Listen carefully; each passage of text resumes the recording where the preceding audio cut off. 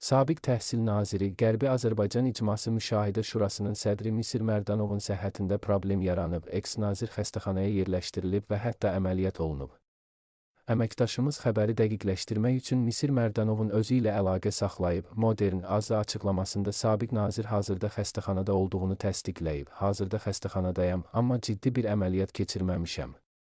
Bugün xəstəxanadan çıxacam.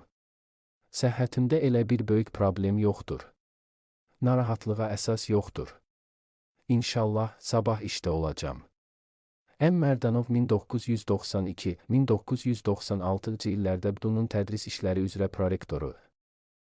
1997-1998-ci illərdə rektoru olub. 1998-ci ildən 2013-cü ilin aprelinədək Azərbaycan Respublikasının Təhsil Naziri vəzifəsində çalışıb.